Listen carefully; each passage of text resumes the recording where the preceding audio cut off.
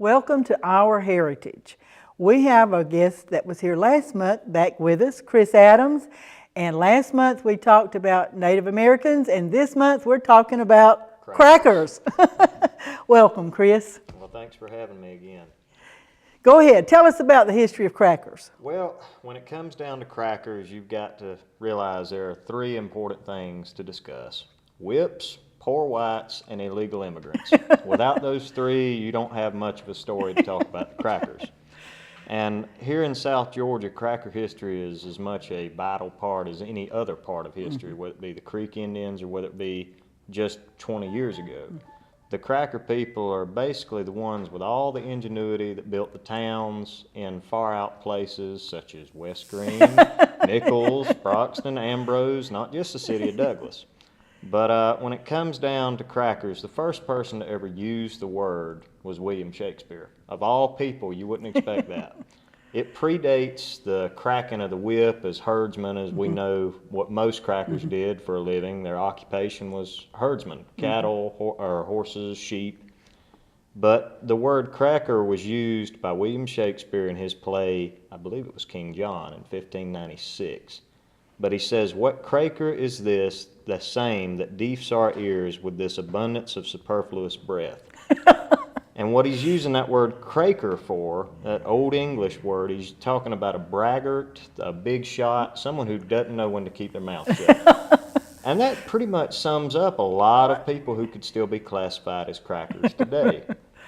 But where it comes down to poor whites, over the years, cracker has become sort of a term you use to bring people down, I suppose. But in a sense, it's not that at all. It's not like some derogatory term. It's used to describe a working class group of people. And here's another quote I've got. It says, "We don't know what to do with these crackers. We tell them to settle this area and they don't. We tell them to settle this area and they do." That came from the provincial governor of Florida at the time when it was under Spanish rule. And these people were border jumpers. They were right on the Georgia line going down into Florida. And they valued their independence a lot more than they did material goods. They would rather be considered poor by outsiders, but be completely independent from government, from neighbors, from anybody around the area. So they saw. I know people like that today. Oh yeah, I'm one of them. But down in Florida was lush grassland and pine woods at the time, but the same was here. Early 1800s. By 1820, this was still Indian territory. There were not many people down here as for Anglo settlers. And the Scots-Irish took it upon themselves when they got exiled from the old countries. They decided, well, the mountains aren't for us. Well, the Piedmont's not for us. They settled across the Okmulgee, and it became one of the havens for those people. And another quote, this is from a townswoman, I believe. It says, "The shrill crack of the whip in the woods tells us that the herdsmen are gathering their flocks." So herding was in their blood. These Scots-Irish immigrants, they were used to herding sheep and cattle over in Scotland and Ireland. It was no different down here because the Spanish had left the original livestock they brought with them when they were run out by the Creeks. The hogs, the cattle, what became known as marsh tacky ponies, and all of these over time developed different names, but they were the original landrace livestock. That's what they were using down here. And another fine example of crackers. This comes from a guy named M.B. Grant, and he was a surveyor under Richard Hunter when he did an Okefenokee expedition. And this was 1856 and 57. But he came up on a house of a guy who was just lounging about, and he says this about him, and this is a fine example, like I said. It says, "This gentleman was of the genus cracker, and a rare specimen of a man not to be outwitted, standing 6 feet in his wide brogans, stockingless, and the homespun pants might seem to have clung to his lower limbs since boyhood. All of the crackers ordinarily wear a cloth of their own weaving. In some parts of the country, a brownish yellow is the prevailing color, as I was told they liked it to favor the soil." That is one of the most descriptive narratives I've ever read on any of these people down here, but it rings true. Any of the original sources you find, it talks about all of that. And especially this area from the Wiregrass all the way over to the Okefenokee, it was prime grazing land. These people claimed many heads of cattle. And some of their herds numbered in hundreds, almost up to 1,000. And you hear about down in Florida. Florida still celebrates their cracker history They to a do, major they do. extent. Florida or Georgians, they don't really realize there's a cracker history here. It's a small area and a small time frame per se, but two of the biggest crackers that I could talk about in history, one's a male and one's a female. Not many people would expect a woman to be Right. out there herding cattle, but Obadiah Barber down around the Okefenokee, but also Lydia Smith, or Lydia Gordon Stone, later is how she was known. But she was a tall woman, and she knew how to crack a whip too. She'd go out there on her horse. She had in her apron, she carried a Smith & Wesson revolver, All right. and she would actually take cattle from other people, as did everybody at the time. And I have another quote in just a minute we'll talk about. But Lydia, she had one of the largest herds of cattle in the state of Georgia, in Georgia history. And she got it all on her own. These people, men and women alike, were resilient to just about anything nature or government could throw at them. And she even blackmailed one of the Georgia governors at one point All to right. get herself out of trouble. You go, girl. But Francis Remington, the famous painter of the West, he painted the West, and you see this in a lot of calendars and a lot of different places, even feed stores. They still Yeah, hang they out still there. have them. But Francis Remington, he was used to the Wild West. He was used to what the movies nowadays proclaim the Wild West. Well, before there was a Wild West out west, There was one this here. was still it. Florida especially. Remington was not pleased at all with what he saw when he went to Florida. And this is a brief excerpt of one of his articles he put in Harper's Magazine. But he basically goes on to say, out in the wilderness, low-browed cowfolk shoot and stab each other over the possession of scrawny creatures not fit for a pointer dog to mess on. One cannot but feel the force of Buckle's law of the physical aspects of nature in this sad country. Flat and sandy with miles on miles of straight fine timber, each tree an exact duplicate of its neighbor tree. And underneath the scrub palmettos, the twisted brakes and hammocks, and the gnarled water oaks festooned with sad gray Spanish moss, truly not a country for a high-spirited race of moral giants. He was not. He didn't like at all. Florida. And this whole article, if he had not been pleased with it, or if he had been pleased with it, I don't think we'd have had the great description we do there. Right. He even tells about the cowmen, how they refused to use a rope. Rarely would they ever rope a cow. It was more or less, they went out there and they didn't brand their cows. They notched their ears. They clipped portions of the ear out, and that's how you identified them. Well, eventually you'd have cows running all over the place with their ear that looks like they've been drugged through a briar patch because they got so many notches.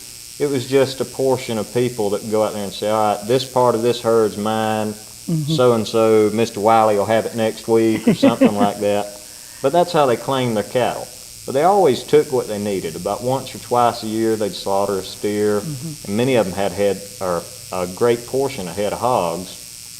For example, over in Irwin County, there was a Polk man, and a census, I believe it was 1855, it lists him as having 150 head of hogs, 200 and something head of cattle, but about 750 sheep. Sheep. Sheep were a big thing in South Georgia that not many people remember. Right before World War II, that market crashed, and it was then that a lot of the great generation of World War II, their children, they didn't have any idea what was going on. After that, they didn't know there were sheep in South Right. Georgia. But for many years, that was one of the biggest industries in South Georgia, and that's what they were herding. Even with the whips and the wiregrass, one time a year, you'd have a whole farm, a whole slew of guys out there with shears, and they would shear all these hundreds head of sheep and take a few to have for dinner, Sunday dinner. Lamb was a big meal back then, and it still is today if you like it.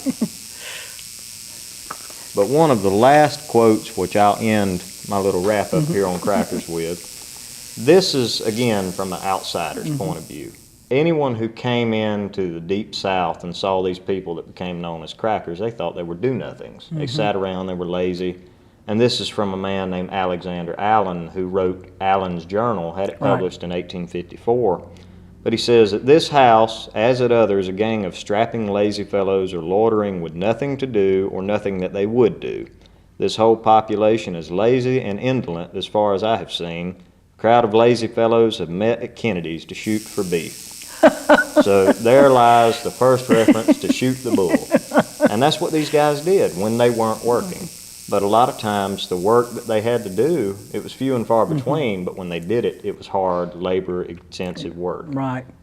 And days over days. Oh, days over days at a time. Cattle drives could last for weeks. Even there's one instance, I believe it's Bud Light from here in Coffee County. It was the late 1800s, and he drove a herd of cattle to Savannah, to the railhead. It was about 200 strong, head of cattle. And when he got them over there, he went down to River Street, walking the parlors there, and he found his wife a pretty bonnet, something that not too many people in this area were used to seeing. Well, she got it, and she was just so excited over it, and that Sunday morning she wanted to wear it to church. And as most churches were, it was Primitive Baptist. Well, they didn't think too highly of it. Of her bonnet. When the preacher got up to preach, he saw her sitting in the back and is said to have abruptly changed his sermon topic to talk about women who wore store-bought centuries like that were no better than a Jezebel. And a Jezebel is a loose woman, as the Bible says. So. But that right there is a brief sum up of what crackers are. Thank you for sharing with us. Well, it's always interesting to me to learn some more about our history, our local, and our culture. We'll be right back.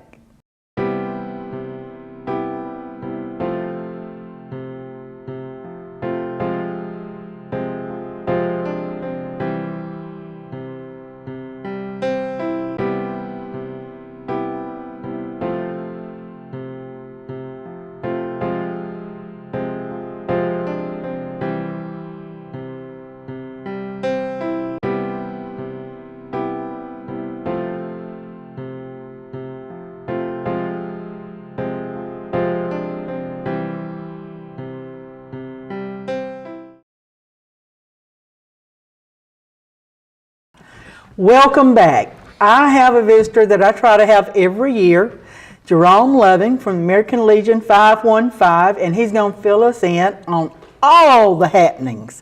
This is the busiest man in Coffee County. I tell you, every time you turn around, he's helping somebody do something. So tell us what's coming up next. Well, I'm going to say thank you for having me. And you wouldn't tell it, I'm going to tell it. What? I was so busy I forgot to be on time. So thank you for waiting That's not a problem. and letting me do this. But we have a lot going on, you know, in the community and Post 515. You know, we're doing the best we can to live up to our charter, service of veterans, families, and the community. That's right. So that's what we're trying to do. But the project right at hand, or the program right at hand, is the Reef Across America. Right. We're doing, I would say, well on Reef Across America, thanks to the some generous folks at CCA on last Friday.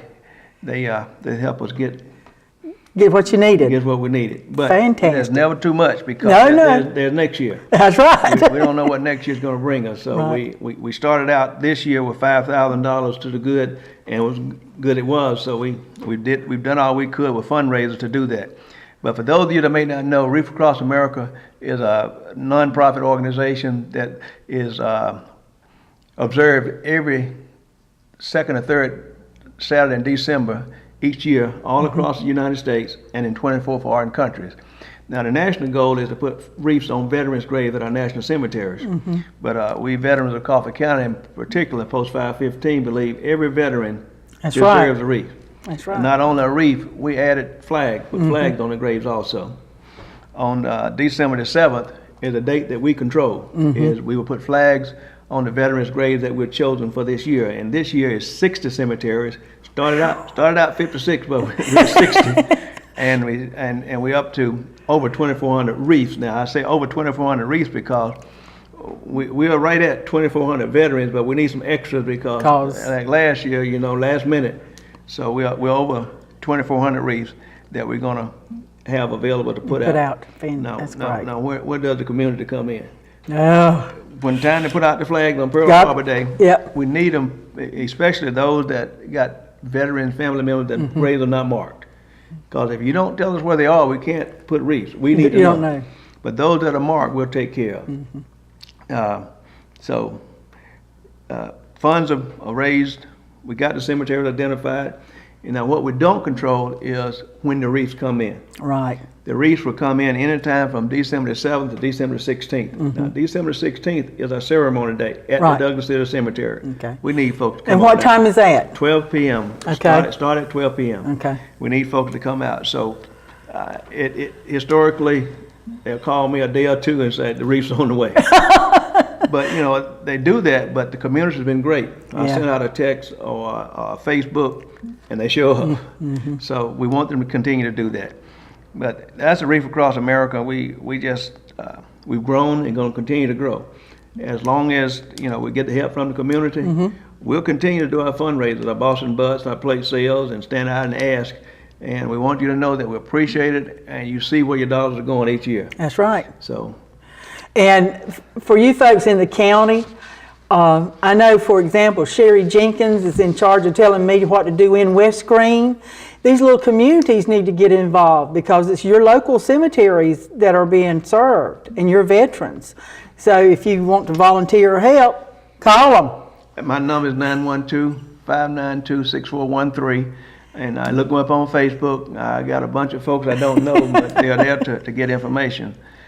So, yeah. And if for some reason your loved one is not marked, you can Google VA Form 40-1330. And let's get that military marker on the Right. veterans' grave so that we can get them. We just got Daddy's last year, Yeah, so after he so- passed, so. Yeah. Okay. So we want to do that. But that's Wreath Across America. Any other things? Did I miss anything you want to hear about? Okay, now, the 16th is a program at 12 o'clock at City Cemetery, Correct. and you'll notify folks when you're going to put the flags and the things The out. flags are set. December 7th. December Okay. 7th, Pearl Harbor Day. Okay, And, but the we'll- wreaths may vary. It will vary Okay. because You don't know. Yeah, we'll know when they leave Maine headed Headed this this way. But see, it's a convoy each year that leaves Maine Oh. headed to Arlington Cemetery. How amazing. And it's known as the world's largest veterans parade. I All am those glad to know truckers that. volunteers. They volunteer that time. They don't get paid. They They volunteer just- that time. They head towards Arlington, and then they split off Mm. and go all over the United States.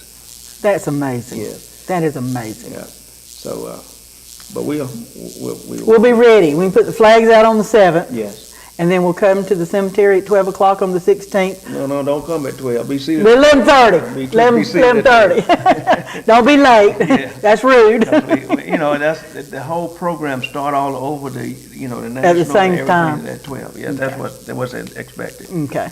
But we just so far with started in 2014. We've grown, and the community's been great to help us get there. So Well, it's a worthwhile endeavor. yes.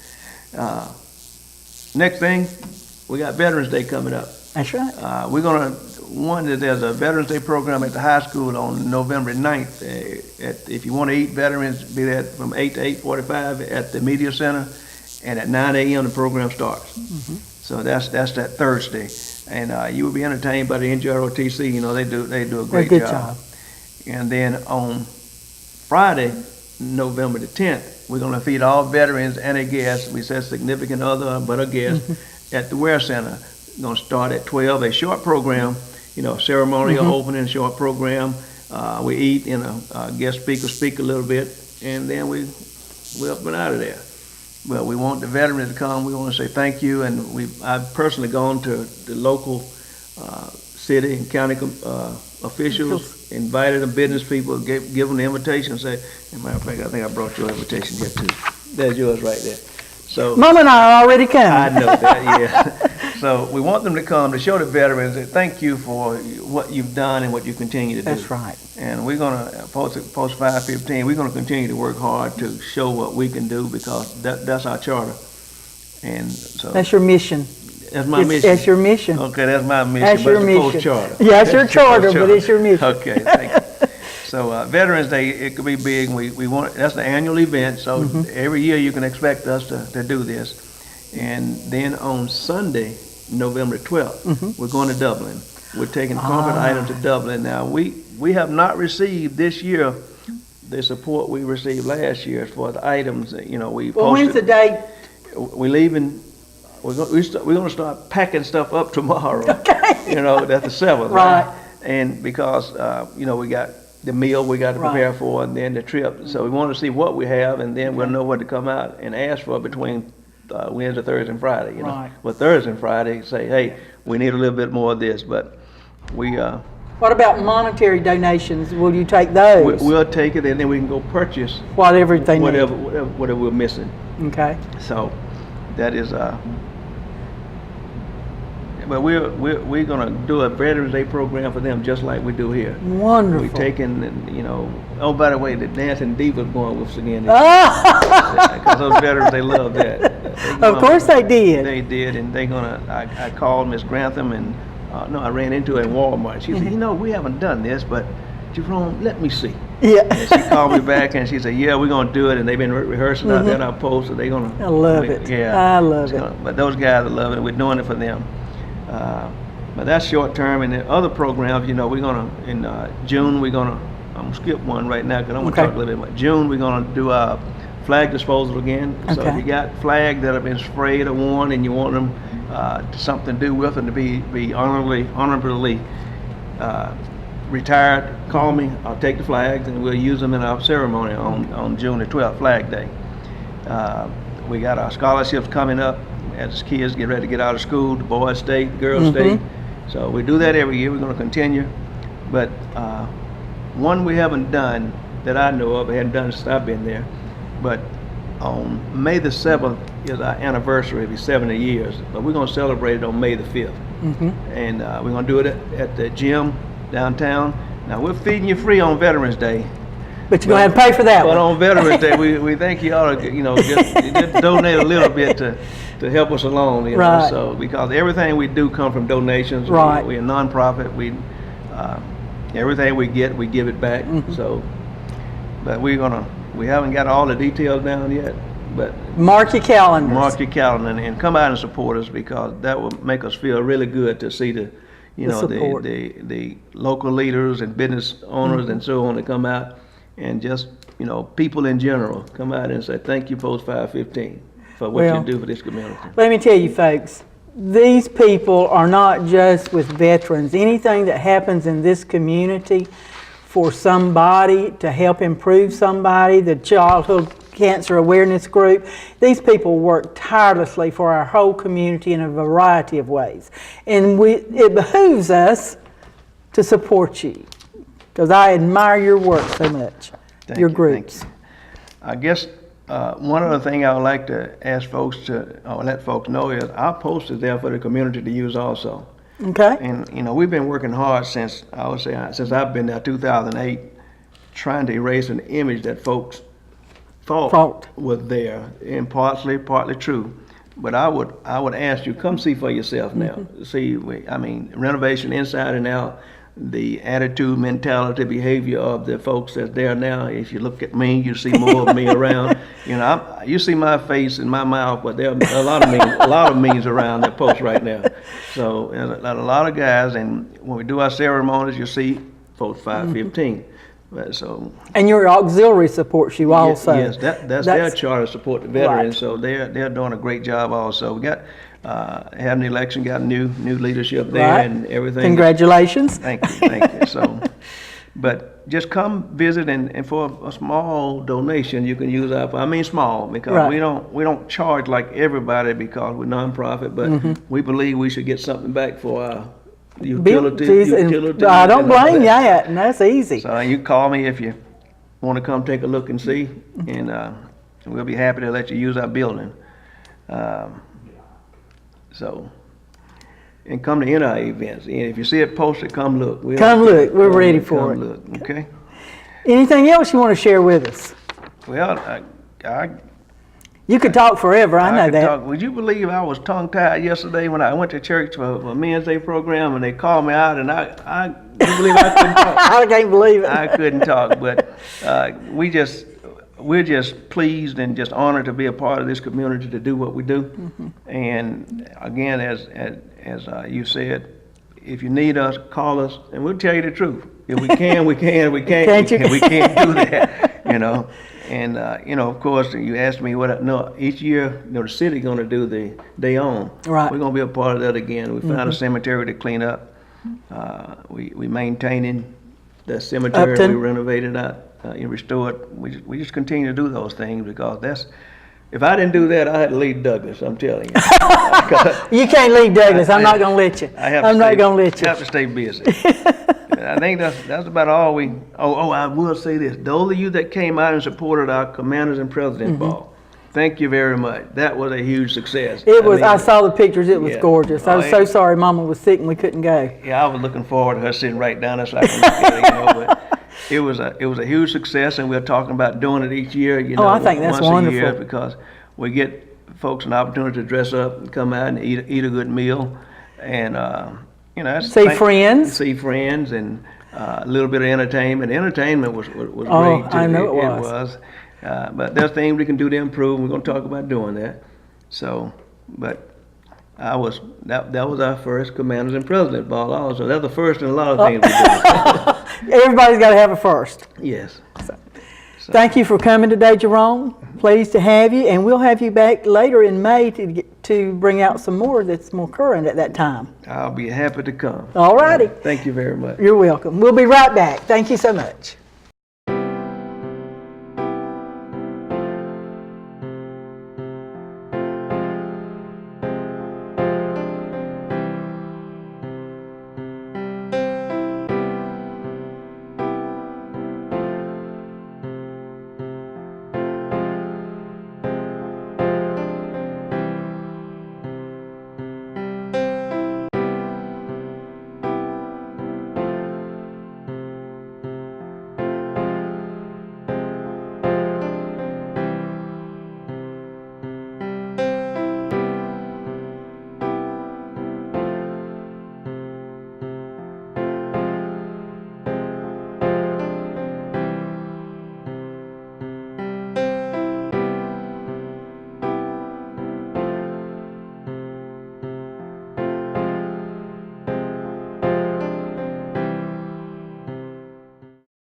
I hope you enjoyed our guest today, and we'll stay tuned for next month and the months after. We enjoy having you, and we enjoy spreading the word for information that we have up here. First of all, we have done History at High Noon now a couple of times, and we love it. So on November the 29th at 12 o'clock at Heritage Station Museum, right here, History at High Noon, we will have local author Oscar Patton. For those of you who don't know, he's written several books, the Satilla County series, where you take local history and fictionalize it. And if you've never read any of his books, you would be in for a great treat. Also, on November the 18th, I believe it is, from 2 to 6, the Wiregrass Artists Guild will do their feature artist program here at the museum. From 2 to 6, it's free. You don't have to pay. Just come look and enjoy, and there's a little reception. It's a way to continue our support of the arts in Coffee County. Please remember the museum will be closed the week of Thanksgiving and 2 weeks at Christmas, so our volunteers can enjoy that time with their families. We have at this point in time the History of Education in Coffee County Museum going up, but on February the 8th, our new exhibit will be Lane's Studio Exhibit. And if you had your pictures made in the 60s, I bet I've got a copy of it. So come on down and visit the museum, and remember, we would like for you to give input. We would appreciate your input every time the show airs. Thank you so much, and see you next month.